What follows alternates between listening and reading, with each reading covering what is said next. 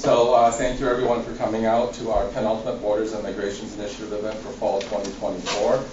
I'm Dr. Reitzma. I'm the Director of International Relations Program, which is also hosting Model UN today, so it's been a busy day for me.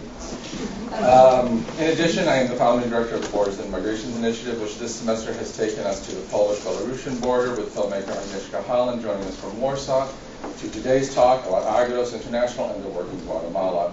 And this semester's events will conclude next week with a film presentation on November 13th about Filipino immigrants and Native Hawaiian land conflicts. It is my honor and pleasure to provide this space to Alberto Solano, President and Executive Director of Agros International, and John J. Hurley, President Emeritus of Canisius University, Agros and an Agros supporter. And in a very curious twist of fate, my former student. John studied Spanish 103 with me last year. Our guests will speak about the hopeful work of Agros over the past 40 years in trying to address the root causes of migration. And they're going to talk to us about hope, which I think we very much need today, so we appreciate that. Inspired by the teachings of Jesus, Agros International's mission is to break the cycle of poverty and create paths to prosperity for farming families in rural Latin America. Agros advances a holistic model of economic and social development through 4 key opportunity areas: land ownership, market-led agriculture, financial empowerment, and health and well-being. To date, Agros has partnered with 45 rural communities in El Salvador, Guatemala, Honduras, Mexico, and Nicaragua, impacting the lives of over 20,000 people. Please join me in welcoming Alberto Solano and John Hurley. Well, thanks, Dr. Reitzman. It's great to be here for this event this afternoon, and I'm happy that Alberto was able to travel all the way from Seattle to be with us and to share some of his insights. We are at the end of a long and divisive campaign season, and I imagine the last thing you want to talk about is immigration and the border, because that seems to be all that we've heard. But I think maybe the timing is particularly appropriate because Alberto will share with you some different perspectives. We're going to look at this from the bottom up instead of the top down. And our discussion in the United States, I think, tends to kind of look at that border and say, well, the border's the problem. There's a whole other chain of events south of the border that have been put in motion over the years. And as students, I hope that we can awaken your curiosity about this to, first of all, understand the complexity of the issue, and second, maybe to go back, as I have here over the last 10 years, and to understand better the history of how we got to where we are today. That is sorely lacking in the national discussion of the southern border. So I don't want to take too much of Alberto's time, but just let me tell you, why am I here?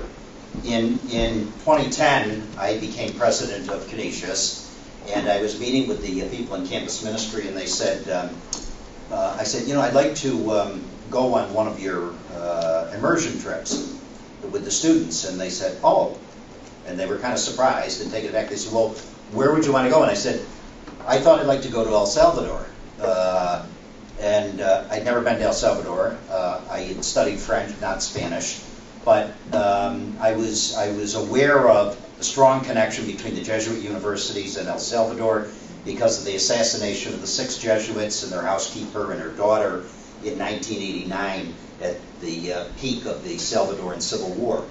So I spent 10 days in El Salvador, and 10 days was enough to give me a view of the complexity of life in Central America, where so many poor people do not have access to their own land and are living a life of either itinerant harvester, for which they were very poorly paid, or they were, I visited one squatters community where people were squatting on the land in the hope of getting title to it eventually. And this was I would describe it as a godforsaken piece of land. It wasn't any place you would grow much on. I came back to Buffalo from that trip, and as we like to tell our students when they go on these experiential trips, this is not about service. You're not going to change the world. But when you come back, the question you need to ask yourself is, how is this going to change the way I live my life and what I'm going to stand for in my life? And even at my age at that point, 53, I'd said, I'm going to come back and think about this, because this has opened my eyes. And by chance, a couple weeks after I got back, I was going to Seattle for a meeting at Seattle U, and I was with a friend of mine, a Canisius classmate, and he took me to the Jesuit church there. And outside the Jesuit church, I met someone who worked for Agros, and he told me, Agros is involved in, I describe it loosely as village building in Central America.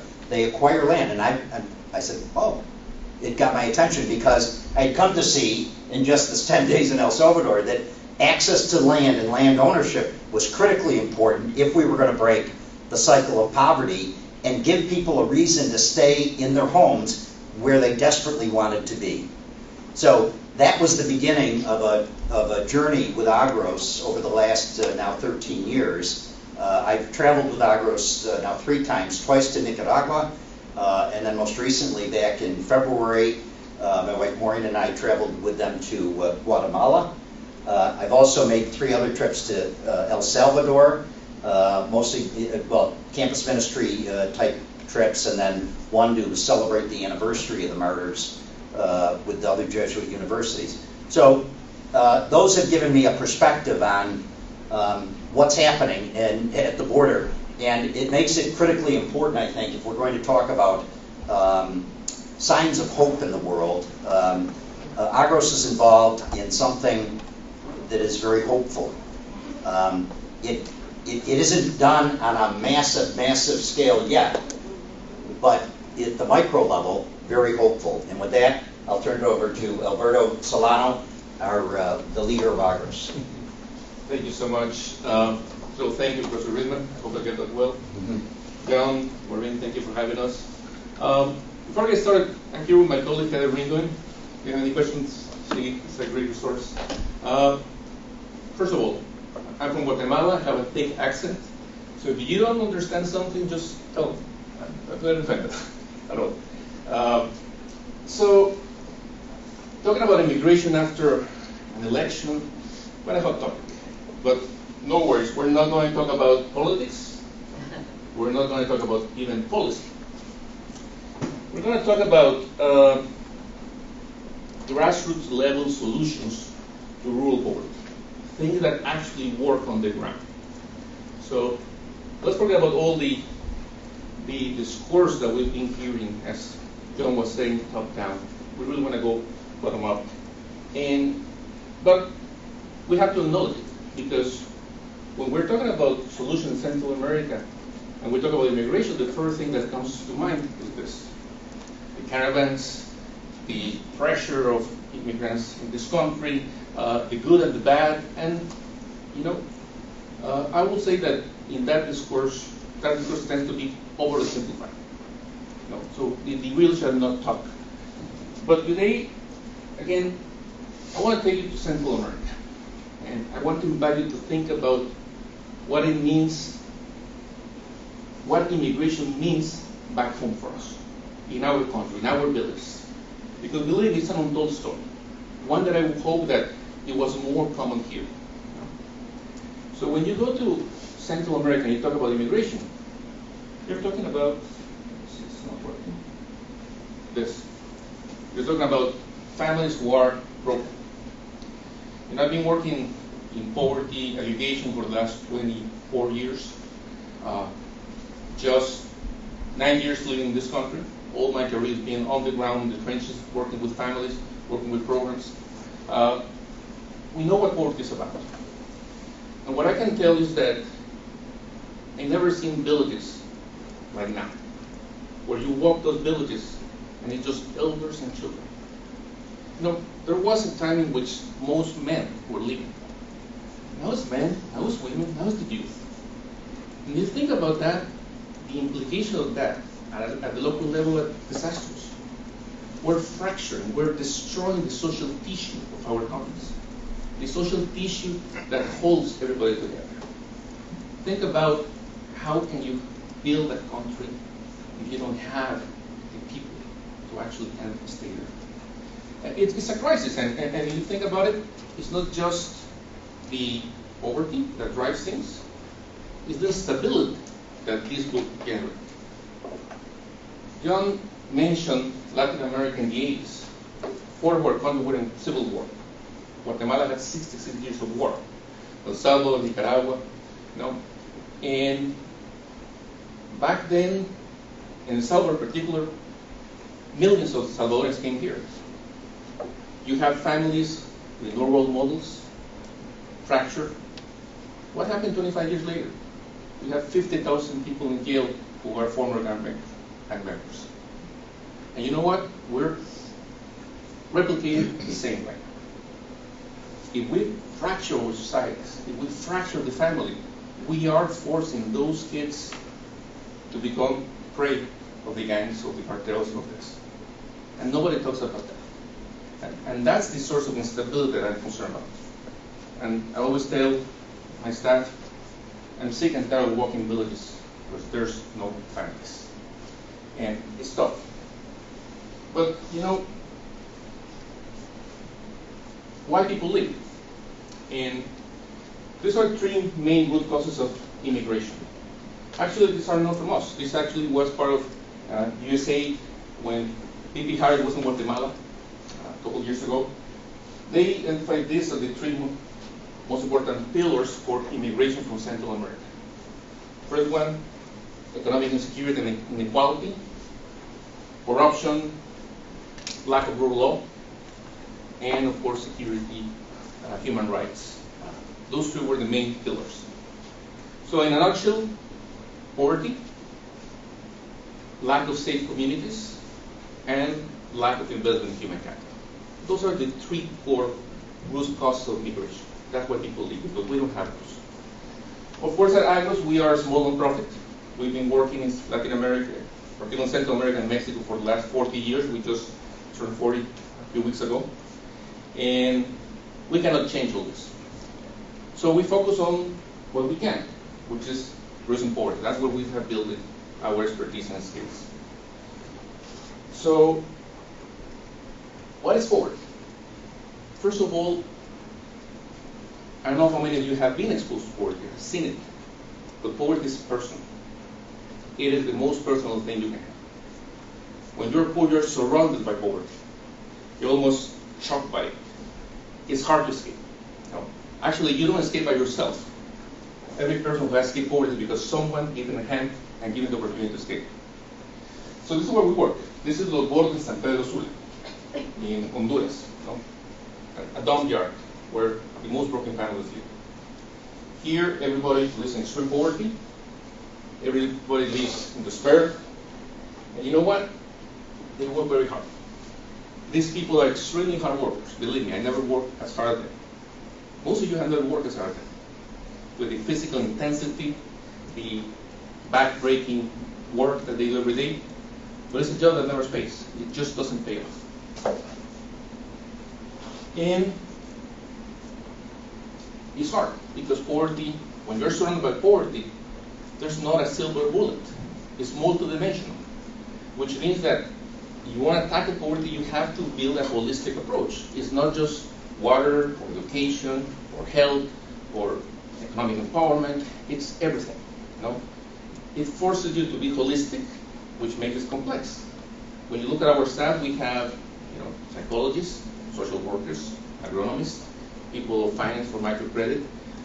We have all kinds of skills because poverty demands us to be holistic. And as Professor was saying at the beginning, we work in these four opportunity areas. Access to land. And why land? Well, John mentioned that back in the 80s, land was the factor for wars in Central America. 40 years have passed. Actually, Agros was born in 1982, 84, that cycle, right in the Civil War of Guatemala. And our founder went to the Shield Center, which was the Shield area, was the epicenter of the war in Guatemala. So back then, land was in the hands of the elite, very small families, poor families in Central America. Today, 4 years later, the problem exists. Land is in the hands of very few, but the players are different. It's not longer the elites. You go now to our countries, most of the land Of course, the wealthy have some, of course. But most of the land is in international corporations. Huge corporations who are buying the land, business conglomerates, and countries. There's many countries buying large tracts of land, and they're pushing the smallers to the higher, the less fertile land. So same problem, different actors, sadly. There's been some improvement, yes, but the problem continues to persist. So that's why Agros chooses land, because we understand that it's the root of conflict, and at the same time is the root of solutions. But land is not enough, so we have to work in health, education, providing that basic foundation for families to subsist. And then they can do and work in market-led agriculture, generate a business, and hopefully reach some financial empowerment. So how does this work? Well, we basically have developed what we call our tier of change. And I won't go into details here, but just to give you an idea. Our tier of change is called the path to prosperity, which is basically the journey that a family has to follow from extreme poverty out to prosperity. And as I mentioned, it starts with the recovery phase, which is building that social foundation, rebuilding that family tissue. You have to understand that most of the families who work with us are internal immigrants before they come here. They're internal immigrants. They move 3 months of the year to the south for sugarcane harvest, and they move another 2 months for the coffee harvest to the north. So our families who are in the country broken. They haven't lived together really. So how do you build back that family tissue? How do you secure basic services? And that's the recovery phase. The build phase when, how do you build the skills and capacity so they can live themselves? There's the training, the education, the seed capital that for them to start to generate an income. And then the growth phase is that income growing and expanding. Now it's not seed capital, now it's working capital. Now it's not putting just food on the plate, now it's having nutritious food. Now it's getting skills, not just learning and training, but actually starting to develop expertise in what you do. And then you go to prosperity, which is where families can actually take their own decisions and make their own paths. And it takes years to get there. But as I mentioned, it all starts with land. So in Agros, we go to a country, and we're the only organization that I know worldwide that its whole mission is to buy land to transfer it to the lands. And it's not a gift. They actually work very hard to get it. So we go to a country, we buy large tracts of land. We look for the poorest families around. We invite them to the property. And when they arrive, we work together with them to build houses. Simple, dignified houses. The first house they ever own. Usually they are squattering or don't have a good place to live. They live in the haciendas and they build. So we build houses. We build schools in the property. So all kids have access to education, and we're proud that in our villages we have from kindergarten to elementary. We don't do high school because that's a different project that the government does, but we secure at least kindergarten and elementary. And we build clinics, small health posts. We develop local health promoters, so communities are well connected with the government facilities and government services, plus whatever the village has to provide to those families. And we do a lot of effort in financial literacy, helping families understand how they can start a budget, how they can separate the finances from the house and the business, and how they start to save. If you think about it, if you're a coffee producer, you have one harvest a year. That means you have a big bullet source of money once a year. If you don't plan, you don't think about your finances, you're going to get in trouble pretty soon. So we need to anticipate those, and that's why we help families and talk a lot about financial education and budgeting. And finally, and we've been working a lot with women entrepreneurship. Again, men are leaving. We want to retain the youth. So we've been forced to, not by design, but we've been forced to actually develop a youth entrepreneurship program and a women entrepreneurship program in order to keep those families together, to avoid immigration from happening. But the core what we do is agriculture. We are so-called experts in agriculture. That's where our capacity and experience are. But it's not the agriculture that most people think. Corn, beans, staple agriculture. No. This is market-led commercial agriculture. We actually help families embrace technology to understand how you really have to produce to be successful in the market. Which means, producing all year long and really thinking about all the different aspects that you need to be successful. It's about simple technologies like a rototiller. This little machine costs just $1,800. But you know what? You can do in 8 hours what it will take you by hand 15 days of hard work. So simple technology that is a game changer for the person who actually have access to it. But it's not just simple technology. We actually help them to develop and understand how to operate with more sophisticated technologies, like hydroponics. We are the only program in Central America who has 3, almost 4 hydroponic molds just to the support of smallholder farmers. And that's another level of sophistication of technical skills that they need to develop. Because going from sharecropping to hydroponics is a big jump. We were joking at the beginning that I drive a Mazda 2002 Mazda. We just rented a Tesla. How the hell this works? That's the kind of jump that this family would go. From me to the Mazda to the Tesla, from the sharecropping to hydroponics. So how this works? Now let me get a little conceptual here. University is the right place to do it. So you see, this is our path to prosperity, our 4 stages. Recovery, as a build, as a growth, prosperity. So how we help families achieve value chain integration? Well, as we mentioned, it starts building that social foundation. If the families are hungry, if they don't have basic health, if they are sick, there's no way they can perform. So we need to take care of that basic foundation for them to be successful. Now they're healthy, now they're good. So what's the limiting factor? If you're poor and you have a house, you have food, you need to make money. So access to finance, that's why it's wider, as you can see, is the limiting factor. So we help them with some seed capital to start a business. But once you have capital and you want to grow your business, you need knowledge.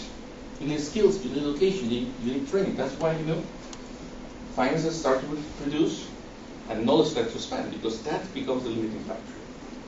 So we have to be able to make sure the finances are good, help them understand how to start a business, give them the capital for them to start, and then give them the training, the technical system, the advisory for them to build the capacity. But then, what happens? Well, now you're producing, now you have a harvest, but you don't have the systems, the processes, how you run that business. You need to understand your costs, you need to understand who to sell, you need to understand the seasons, you need to understand all the other systems that will make you actually successful. So that's where, you have to build the enabling environment for these families to really take it to the next level. And then you become part of the value chain. And the nice thing about this is that it's a virtuous cycle. Once you're part of the value chain, you want to grow your business. So what's the limiting factor now? Finance again. Then you want to do that, you have to build more expertise. And the cycle continues to repeat itself. So understanding this conceptual model is important because we move from the concept from the theory to the practice. How we do this in the ground? We go to areas where remote. These areas are some of the villages we have are 14 hours from the capital city, so it takes a while to get there. And we build this, what we call a Harvest of Hope Center.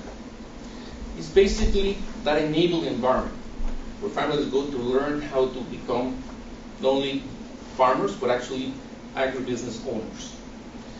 And that's exactly what the Harvest of Hope Center does. It becomes a regional agribusiness training and entrepreneurship center, where families will find everything they need to actually be part of the value chain. So the outcome is that it's value chain integration, and the outcome is that any family who goes there will be able to supply, be a supplier to any supermarket. Our biggest partner is Walmart. 90% of what we produce is sold into Walmart. Our coffee is sold in Starbucks and many other areas. So it's about value chain integration. How do you build that enabling environment?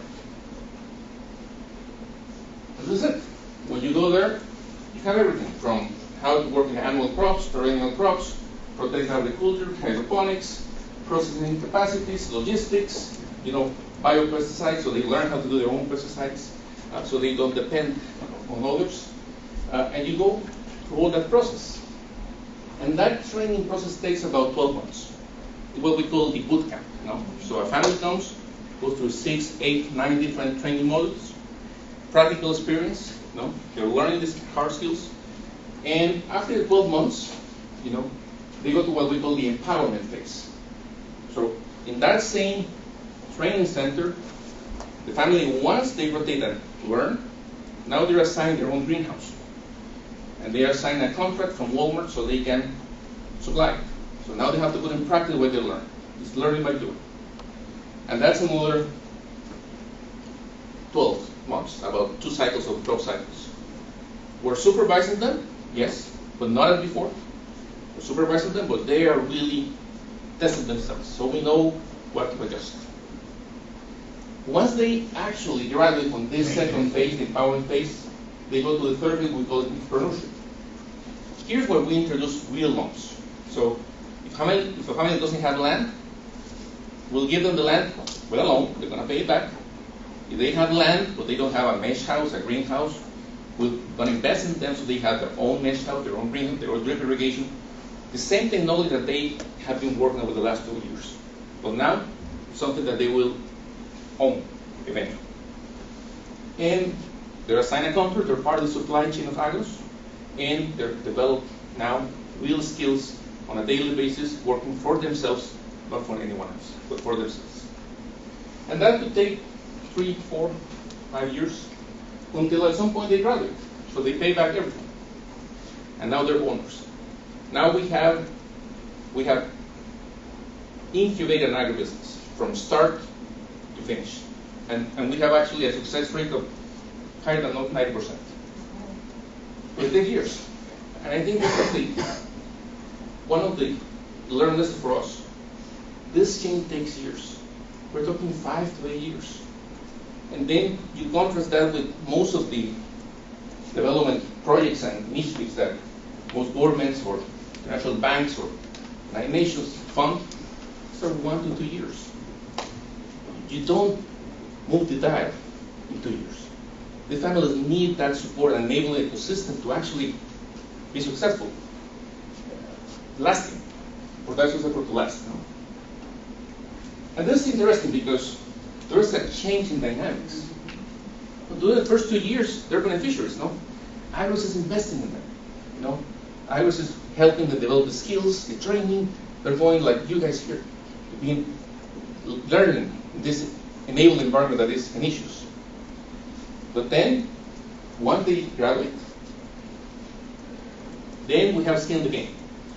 We're investing in them money. We have contracts that we have to fulfill delivery. So we're both interested. If they fail, we fail. If they win, we win. We're partners. And then we're going to keep them. Once they graduate, they pay everything, they have their own assets, they're clients. We hope they're clients. And why we want to retain them? Because, the more families we retain that continues to do business with us, the more market share we have, the more market power we have, the more we can negotiate in bulk, the more family we can bring into the system. But, some of them leave and say, I'm by my own, I want to do it myself, and they're good to go. Now they're independent. Now they can make their own decisions. But we hope to keep them. And We've been doing this for 40 years, and the model has been changing, constantly changing, and it continues to change. Every year there's some tweaks and refinements we do. But we're very proud that right now, in our village development program, within 5 years, the average family in Agros is living not only a prosperous life, food secure, they have access to education, health guaranteed, they own their houses, they own their land, and they build a net worth of $25,000 to $30,000. That doesn't seem much here, but believe me, it's a fortune in Latin American standards. So it requires that long-term commitment, and that's what I want to say. If we want to really help families stay, we need to be that holistic. And over the last 40 years, we've established 45 villages with that process I just shared. And we're working in 84 additional villages. Not with the big village, but providing services around. And we have purchased 8,000 of land. We're actually, hopefully, I was telling John, 2 weeks we're going to Honduras, hopefully to buy more land. And restart again in Honduras because our families graduated in 2018. So we are going back to Honduras to buy land. And so far, we have 23,000 families, lives who have been transformed. And we just, as I mentioned, we just had our 4th anniversary. And our goal is that in the next 10 years, we're going to reach 50,000. So when we're talking about immigration, the solution is keeping families together. The solution is not here sending remittances. Actually, I know you knew that the family who sends remittances back home send it in average 6 years. Because what happened then? Then they have a family here. Then they stop sending. So what happened back in home? Well, now, Junior is 15 years old, now it's his turn to. So remittances may be this mirage that represents 20% of the GDP, but is that really the development we want to have? No. We have to keep families together. And that's why these grassroots programs that take the time, that are holistic, that understand that building skills requires the same enabling environment you have at this university to be professionals. Same approach to what it takes to take a family out of poverty and to keep them in their countries. Well, thank you. This is what I prepared for you, and of course, if you have any questions and comments, you're more than welcome.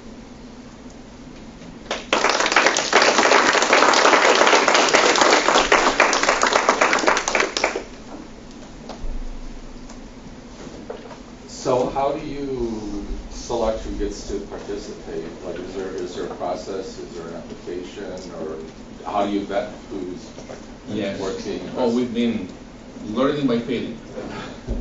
We have. We've been refining our processes significantly. But mostly, we separate the applications. So you have to understand that when you're telling a radio,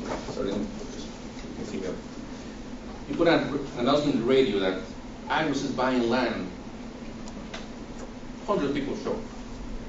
95% are men. So, men.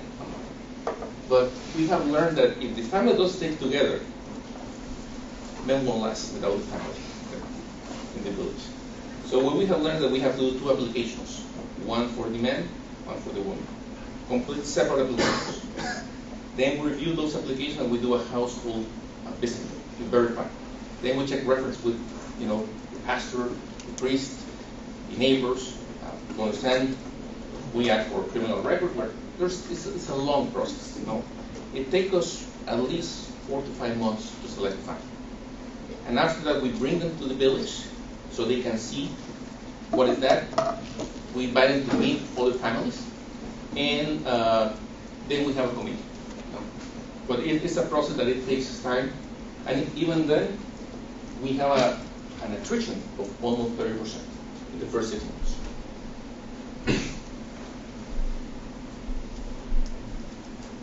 Please. So I think I have a few questions. My first question is, are you buying this land from the government? Are you buying it from like private owners?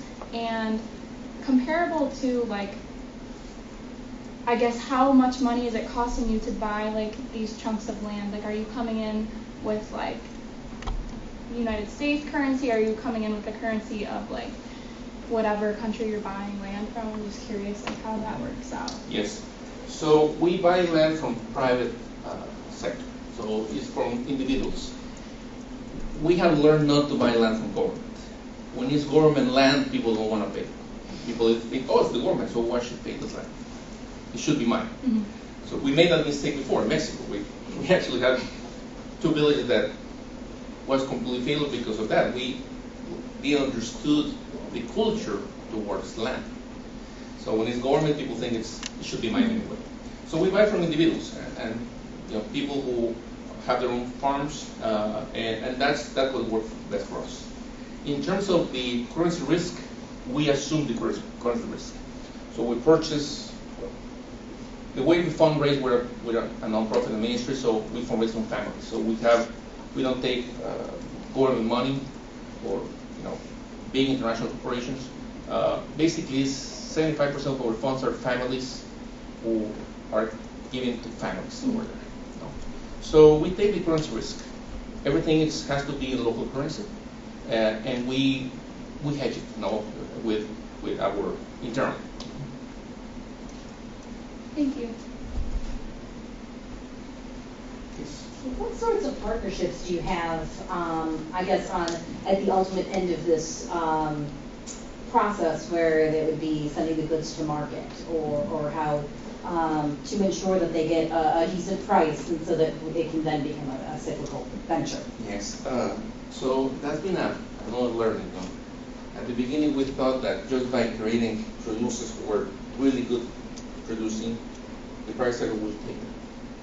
But that's not the case. When you look at the value chain and all the different linkages, there's many linkages that are not welcoming for smallholder.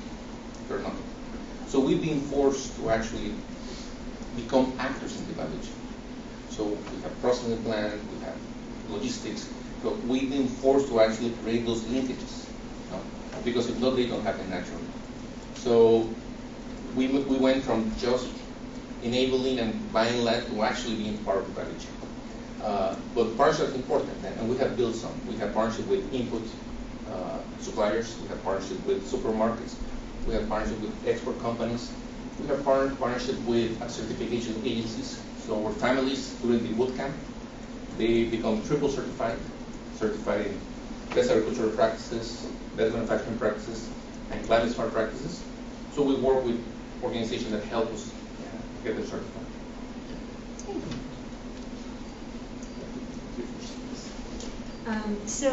You have a lot of young minds in front of you, open minds. How do you plan, or if there is such a plan, to get us involved in what you're doing? You already provided us an insight into your workings, into the Agros. Is there a way that maybe you want to pull most of us toward working along with you, or with you? Let me try to respond to that, and Heather, please help me out here. So yes, we if you ask me what's our most difficult challenge, it's spreading the word. It's getting people to know what we do. Because at the end, we're not after the big government grants or World Bank money. It's families. So and most of our, I would say, board members, some of them started knowing about Agros in the university. So I will say, get engaged, follow us, connect with the staff, and try to be part. There's opportunities to travel. There's opportunities to, create groups and discuss topics. We'd love to be able to come back one day and be part of a book discussion on one topic. So it continues to create, that sense of awareness. We just, why don't you comment about what we're doing with South Pacific University? I was going to say, I didn't know if that would be, so we just launched a partnership with Seattle Pacific University, They actually developed a class for their students. It's called Coffee Economics, and they're sending 10 students down in December for a week of intensive training to see our coffee producing process, and it's part of a class for them.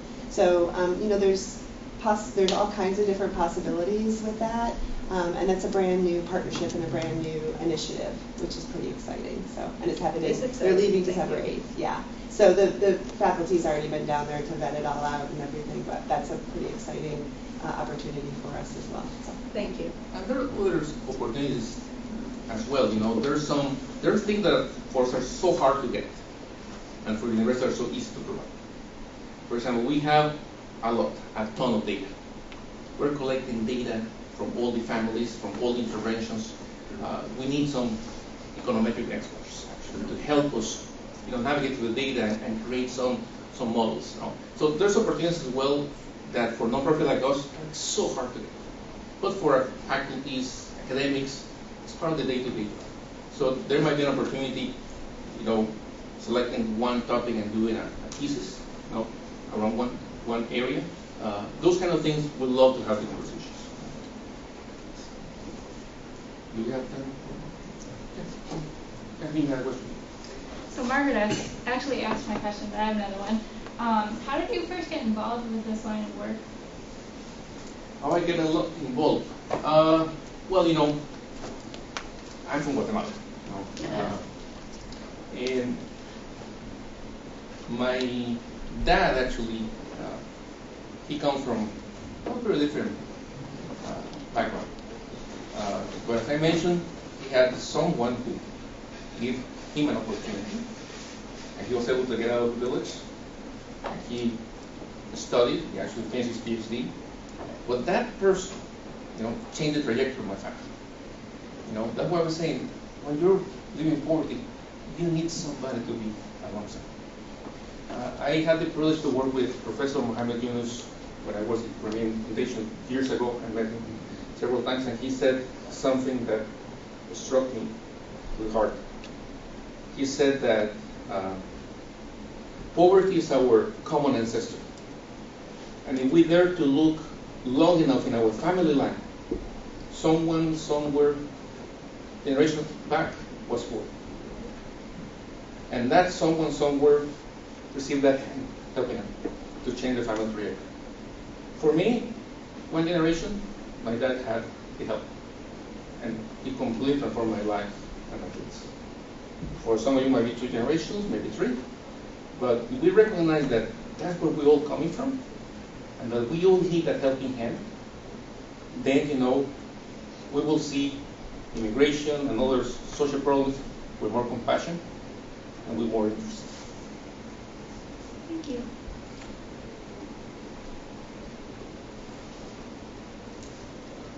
Anyone else?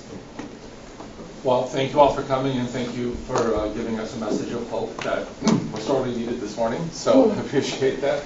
And for many of my students who are often looking for what can I do during my gap year, here is an option for you to consider. Work with, or a thesis, for those of you looking for a thesis. Here's another option for you. So thank you both for coming today, and thank you all for attending. And maybe I'll see you next week at our last Board of Immigrations Initiative event. I have two things that I prepared. One was after our trip to El Salvador and the Arizona-Mexico border in 2019. I went with students in campus ministry, and we wanted to see the reality of El Salvador, and then we wanted to see how that plays out when they got to Nogales. And then the second was one that I just did back in April on the trip that we took to Guatemala and what we saw. So to give you a little more detail as to what we saw. And I would urge you, if you have experiences like this, be observant. We were talking with the students on the campus ministry trips about standing in solidarity. What that means is, you're trying to walk a mile in someone else's shoes and to really understand what's going on. And Alberto's given us a great picture of the reality on the ground. It's up to you to experience and feel it and then deal with it. So I'll leave these up in the front here. Take a flyer, take a cookie. Talk to Spencer too, our campus minister. Do you have any trips coming up that you want to We do have a winter break one, but it's all full at this point. So, but we'll have some more opportunities in the spring that we'll advertise in the new year. Yeah, so look out for those opportunities as well. And Okay. but before I take the flyer, eh?